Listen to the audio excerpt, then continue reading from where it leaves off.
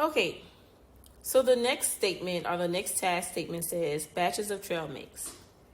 A recipe for trail mix is mix 7 ounces of almonds with 5 ounces of raisins. Here is a table that has been started to show how many ounces of almonds and raisins will be in different size batches of this trail mix. If you notice that this ratio, mix 7 ounces of almonds with 5 ounces of raisins, is the first row, so 7 to 5, okay?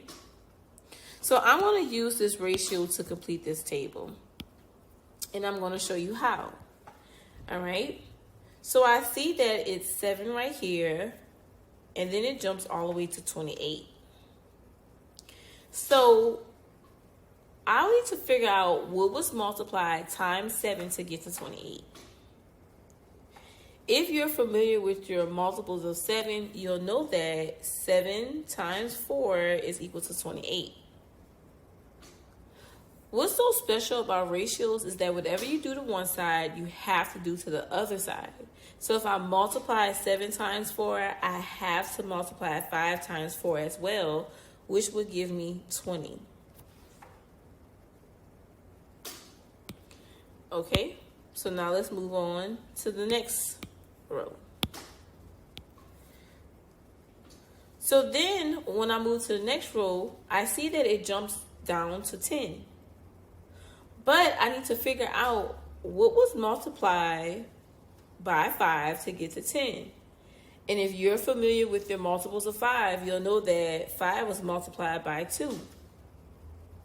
And just like what I said, with ratios, whatever you do to one side, you have to do to the other side. So if 5 was multiplied by 2, 7 needs to be multiplied by 2, which gives me 14.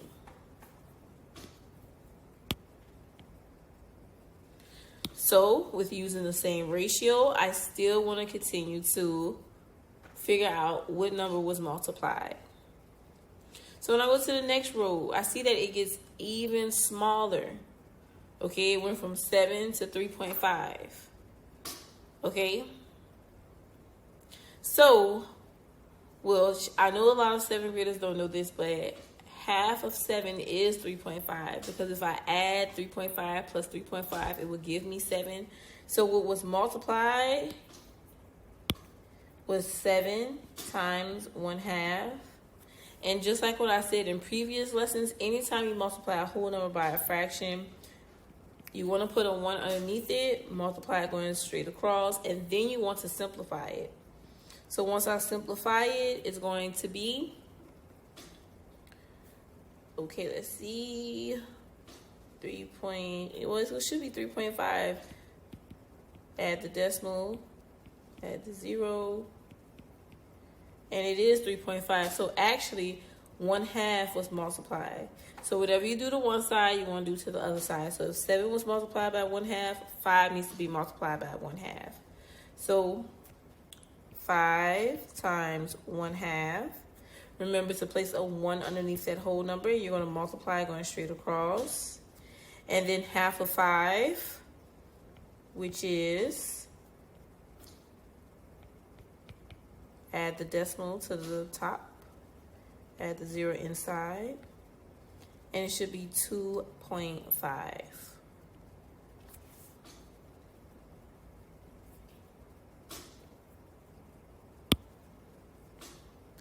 So now I'm looking at the next row and I see that it gets really big, okay? So I see that 5 jumps all the way to 250. So I need to figure out, well, what times 5 would give me 250?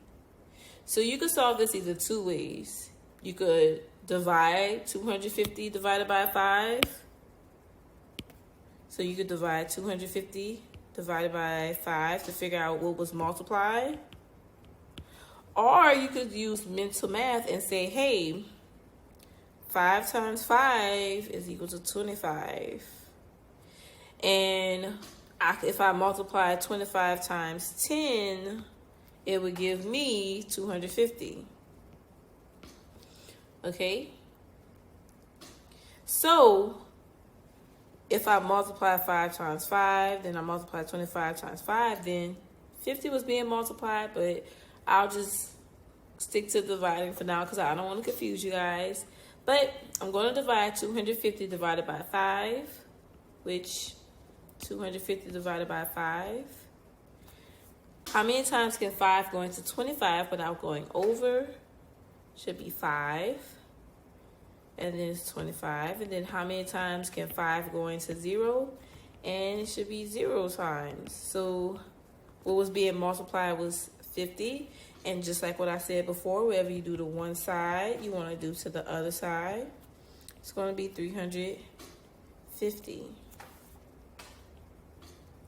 Did you see a different way that you could have solved this row quicker? Okay. So now let's look at the next row.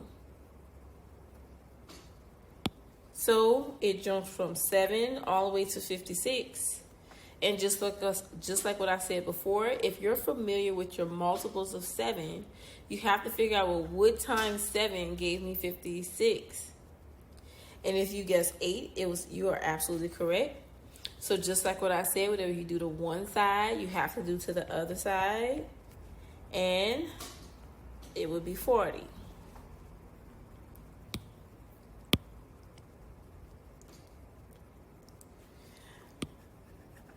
Okay, so now let's look at question 2. What methods did you use to fill in the table? Okay, what method we did was we created equivalent ratios, or we used the original ratios to figure out what was being multiplied to it. Okay, so we could put we used the ratio for one batch of trail mix. I'll put trait. Oops.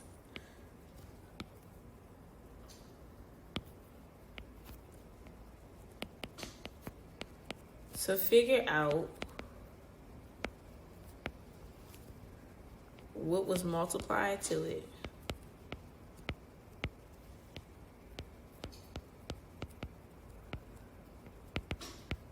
To each quantity. How about that? Each quantity.